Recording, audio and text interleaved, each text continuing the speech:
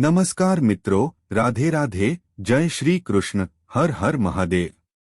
મિત્રો, આપ સૌનું સ્વાગત છે તમારી પોતાની ચેનલ ગુજ્જુ હેલ્થ ટિપ્સમાં, જ્યાં અમે વૃદ્ધાવસ્થાને વધુ સારી, તંદુરસ્ત અને આનંદદાયક બનાવવાની વાત કરીએ છીએ।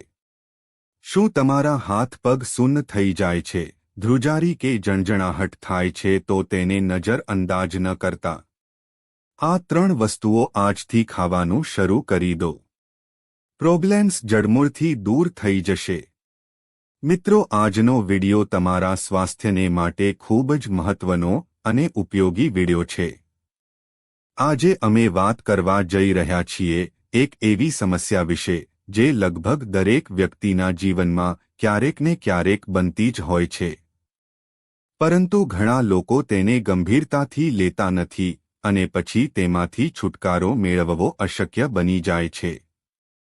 તો ચાલો મિત્રો, આ સમસ્યાના મૂળ સુધી પહોંચીને તેના કારણો અને ઉપાયો જાણીએ। પરંતુ મિત્રો, તેના પહેલાં તમને એક વિનંતી છે કે આ વિડિયોને તમારા તમામ વડીલો, મિત્રો અને પરિવારના સભ્યો સાથે શેર કરી દેજો। આ માહિતી ખૂબ જ અગત્યની છે અને તમે આ વિડિયો ક્યાંથી જોઈ રહ્યા છો અને આ વિડિયો તમને કેવો લાગ્યો એ જરૂરથી જણાવજો। તો ચાલો મિત્રો, તમારો વધુ સમય બગાડ્યા વગર વિડિયો શરૂ કરીએ। મિત્રો, ક્યારે એવું બન્યું છે કે તમે શાંતથી બેઠા હોય, કામ કરી રહ્યા હોય અથવા તો આરામ કરી રહ્યા હોય અને અચાનક તમારા હાથ કે પગમાં જણજણાહટ શરૂ થઈ જાય છે? કે પછી તમારા હાથ કે પગ એવા સૂન થઈ જાય છે કે તમને કંઈ સ્પર્શ જ નથી અનુભવાતું? આ સાથે ઘણી વખત એક વિચિત્ર કંઈક ખૂંચી રહ્યું હોય તેવી લાગણી કે બળતરા થવા લાગે છે। આવું થાય ત્યારે ઘણા લોકો વિચારે છે કે અરે, આ તો થોડી વારની વાત છે, આપોઆપ ઠીક થઈ જશે। અને સાચું પણ છે। ઘણી વખત આવું થોડીવાર માટે થાય છે અને પછી બધું નોર્મલ થઈ જાય છે। પરંતુ મિત્રો, જો આ સમસ્યા વારંવાર થઈ રહી હોય, એટલે કે તમારા હાથ કે પગ સૂન થવા લાગે, જણજણાહટ વધે અથવા તેની સાથે હળવો કે તીવ્ર દુખાવો પણ થવા લાગે, તો આ બાબતને હળવાશથી ન લેવી જોઈએ। આ કોઈ ગંભીર બીમારીનો પ્રારંભ સંકેત હોઈ શકે છે અને તેની અવગણના કરવાથી ભવિષ્યમાં મોટી સમસ્યાઓ ઊભી થઈ શકે છે। આજના આ વિડિયોમાં અમે તમને ખૂબ જ સરળ અને સ્પષ્ટ રીતે સમજાવીશું કે હાથ અને પગમાં ઝણઝણાટ થવું કે સૂન થઈ જવું શા માટે થાય છે, તેની પાછળના મુખ્ય કારણો શું હોઈ શકે છે। આ સમસ્યામાંથી રાહત મેળવવા માટે તમે ઘરે બેઠા કયા સરળ અને અસરકારક ઉપાયો અપનાવી શકો છો, અને સૌથી મહત્વનું, તમારા ખોરાક અને જીવનશૈલીમાં શું ફેરફાર કરવા જોઈએ જેથી આ સમસ્યા ફરી ન થાય।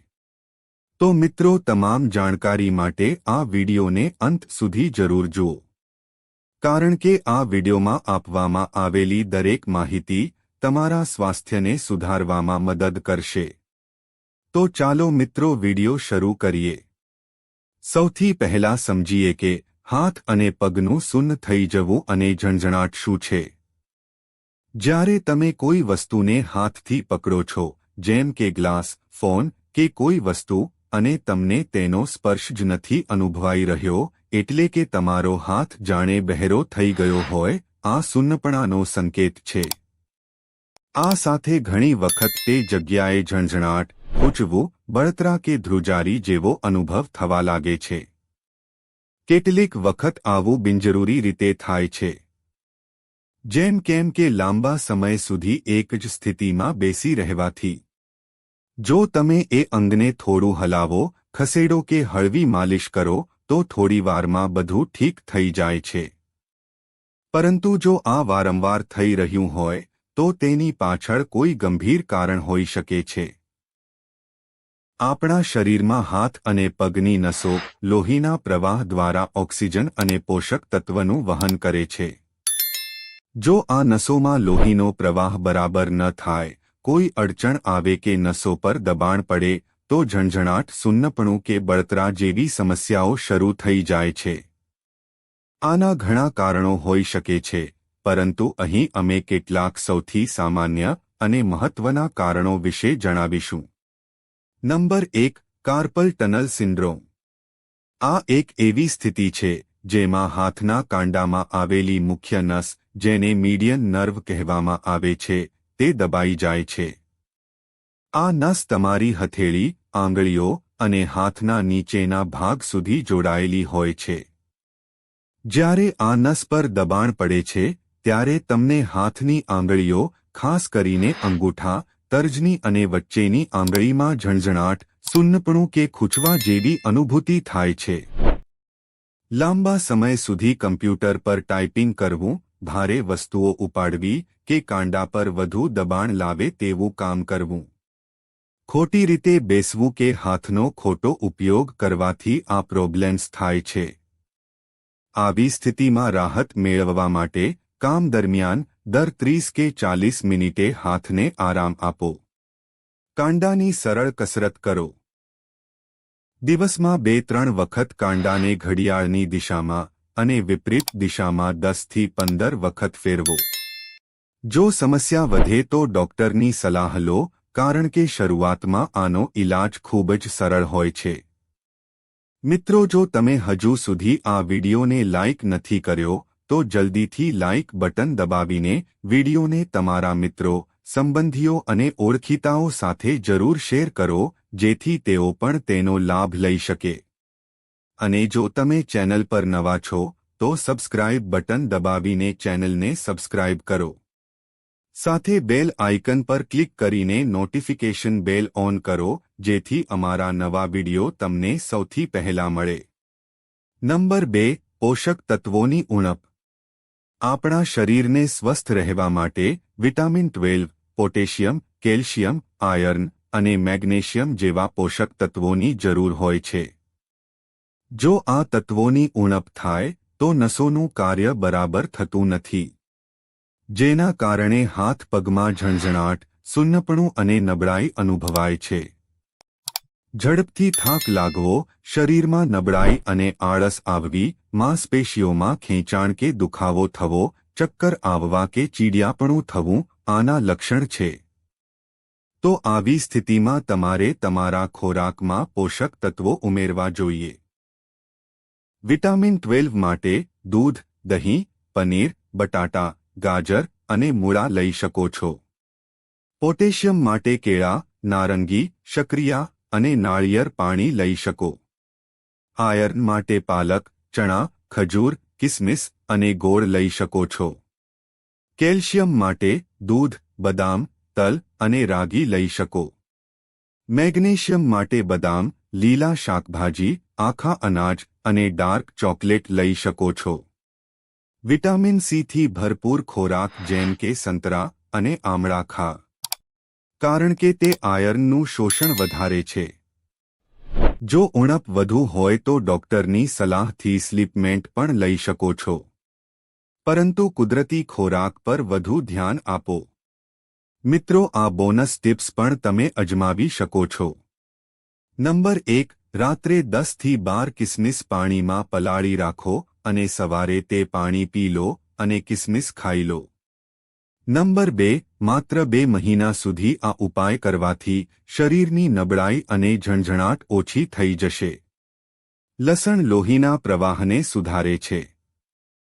સવારે 2 લસણ બારીક કાપીને 1 ચમચી મધ સાથે ખા અથવા શાકભાજીમાં નાખીને ખા. ડ્રાયફ્રૂટ્સમાં બદામ, કાજુ, અખરોટ, ખજૂર જે 6 થી 8 કલાક પલાળવામાં આવે છે અને સવારે ખાવામાં આવે તો કામ આપે છે. નંબર 3. નસો પર દબાણ.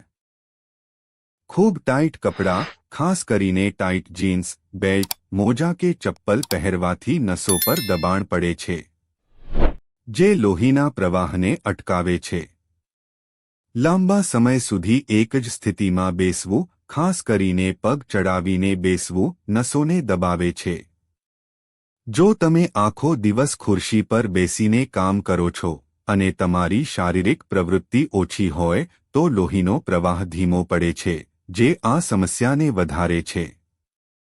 આવી સ્થિતિમાં ઢીલા અને આરામદાયક કપડાં પહેરો. દર 30 થી 40 મિનિટે થોડું ચાલો અને સ્ટ્રેચિંગ કરો. બેસતી વખતે યોગ્ય પોઝિશન જાળવો જેથી નસો પર દબાણ ન પડે. નંબર 4. ગંભીર બીમારીઓ. કેટલીક વખત આ સમસ્યા ગંભીર બીમારીઓના કારણે પણ થઈ શકે છે, જેમ કે ડાયાબિટીસ, વધુ બ્લડ પ્રેશર, સુગર નસોને નુકસાન પહોંચાડે છે, જેના કારણે પેરિફેરલ ન્યુરોપેથી થઈ શકે છે. થાઇરોઇડ હોર્મોનનું અસંતુલન નસોના કાર્યને અસર કરે છે. ન્યુરોથી નસો સાથે જોડાયેલી બીમારીઓ જેમ કે વિટામિનની ઉણપ, ચેપ કે ઓટોઇમ્યુન ડિસઓર્ડર અને સ્ટ્રોક જે લોહીના પ્રવાહમાં અડચણ આવવાથી મગજ સુધી ઓક્સિજન ન પહોંચે, જે ઝંઝણાટનું કારણ બની શકે છે. Kidney disorder. કિડનીની સમસ્યાઓ શરીરમાં ઝેરી તત્વો વધારે છે, જે નસોને અસર કરે છે. આવી સ્થિતિમાં જો તમને આ સમસ્યા વારંવાર થઈ રહી હોય તો તરત જ ડોક્ટરનો સંપર્ક કરો. Blood test, nerve conduction test કે ઇમેજિંગ ટેસ્ટ જેમ કે MRI કરાવો જેથી વાસ્તવિક કારણની ખબર પડે. ડોક્ટરની સલાહ મુજબ દવા લો અને જીવનશૈલીમાં ફેરફાર કરો. હવે જ્યારે આપણે આ સમસ્યાના કારણો જાણી ચૂક્યા છીએ તો ચાલો જાણીએ કેટલાક સરળ, અસરકારક ઘરેલું ઉપાયો જે તમે રોજિંદા જીવનમાં અપનાવીને ઝણણાહટ અને સુન્નપણાની સમસ્યાથી રાહત મેળવી શકો છો. નંબર 1. હળવી માલિશ. રોજ રાત્રે સૂતા પહેલા 10 થી 15 મિનિટ સુધી હાથ અને પગની હળવી માલિશ કરો. માલિશ કરવા સરસોનું તેલ, તલનું તેલ, નાળિયેર તેલ કે બદામનું તેલ વાપરવું. માલિશ કરવાથી લોહીનું પરિભ્રમણ સુધરે છે, માંસપેશીઓની નબળાઈ દૂર થાય છે અને નસો પરનું દબાણ ઓછું થાય છે. માલિશ હળવા હાથે ગોળ ગોળ ફેરવીને કરો. ખાસ કરીને કાંડા, હથેળી, પગના તળિયા અને પગની આંગળીઓ પર ધ્યાન આપો. નંબર 2. ગરમ પાણી અને સિંધવ મીઠાનો ઉપયોગ. એક વાસણમાં પાણી ગરમ કરો અને તેમાં 1 થી 2 ચમચી સિંધવ મીઠું અથવા રોક સોલ્ટ નાખો. જ્યારે પાણી હળવું ગરમ થાય, જેટલું તમે સહન કરી શકો, તો તમારા હાથ કે પગને 15 થી 20 મિનિટ સુધી તેમાં ડૂબાડો. આ ઉપાય કરવાથી નસોની બળતરા ઓછી થાય છે અને માંસપેશીઓનો આરામ મળે છે. ઝણણાહટ અને સૂનપણામાં ઝડપથી રાહત મળે છે. સિંધવ મીઠું કોઈપણ જનરલ સ્ટોર કે આયુર્વેદિક દુકાન પર મળી જશે. નંબર 3. દાલચીની એટલે કે તજનું સેવન.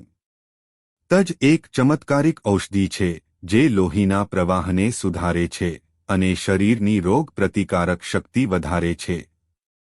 વૈજ્ઞાનિક અભ્યાસો અનુસાર તજ શરીરમાં બળતરા ઘટાડે છે અને નસોના સ્વાસ્થ્યને સુધારે છે. તમે આનું 3 રીતે સેવન કરી શકો છો.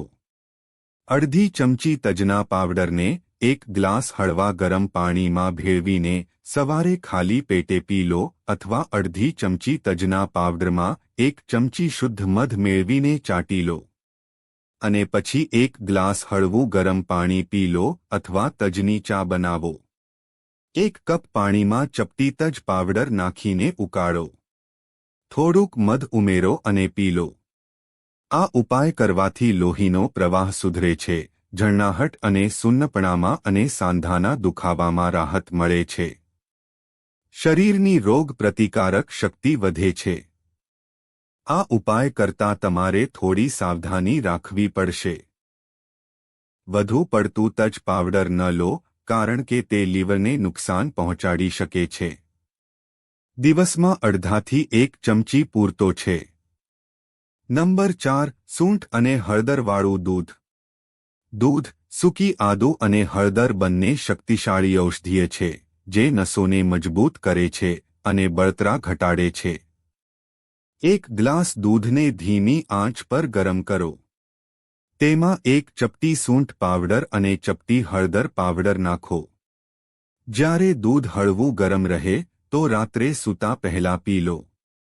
આ ઉપાય કરવાથી નસોની નબળાઈ દૂર થાય છે, લોહીનો પ્રવાહ સુધરે છે અને સાંધા અને માંસપેશીઓના દુખાવામાં રાહત મળે છે. શુદ્ધ સૂંઠ અને હળદર ઘરે પીસીને વાપરો, કારણ કે બજારના પાવડરમાં ભેળસેળ હોઈ શકે છે. નંબર 5. ગરમ શેક. જો ઝરણાહટ અને સુન્નપણાની તકલીફ ચોક્કસ જગ્યાએ થઈ રહી હોય તો ગરમ પાણીની બોટલ કે ગરમ કપડાથી 10 થી 15 મિનિટ શેક કરો. આનાથી લોહીનો પ્રવાહ વધે છે, માંસપેશીઓને આરામ મળે છે, નસોની બળતરા ઓછી થાય છે. વધુ ગરમ શેક ન કરો, નહીં તો ચામડી બળી શકે છે. નંબર 6. રોજની આદતો સુધારો. દરરોજ 20 થી 30 મિનિટ હળવું વોક કે યોગ કરો. ખાસ કરીને સૂર્યનમસ્કાર, ભુજંગાસન જેવા યોગ કરવાથી ફાયદો થાય છે. દરરોજ સવારે 5 થી 10 મિનિટ હાથ પગનું સ્ટ્રેચિંગ કરો. બેસતી વખતે યોગ્ય પોઇશ્ચર જાળવો. ખુરશી પર બેસતી વખતે પીઠ સીધી રાખો અને પગ ચડાવીને ન બેસો. દિવસમાં 8 થી 10 ગ્લાસ પાણી પીવો, જેથી શરીરમાંથી ઝેરી તત્વો બહાર નીકળે. તો મિત્રો, આજના વિડીયોમાં બસ આટલું જ. અમે તમને હાથ પગના સુન્નપણા અને ઝરણાટના કારણો, તેની પાછળની સમસ્યાઓ અને તેના ઘરેલું ઉપાયો અને જીવનશૈલીમાં ફેરફારો વિશે વિગતે જણાવ્યું. આ ટિપ્સ અપનાવીને તમે ન માત્ર આ સમસ્યામાંથી રાહત મેળવી શકો છો, પરંતુ તમારા શરીરને વધુ સ્વસ્થ અને ઉર્જાવાન પણ બનાવી શકો છો. આ વાતો તમારા વૃદ્ધ માતાપિતા અને દાદા-દાદીને પણ જણાવો.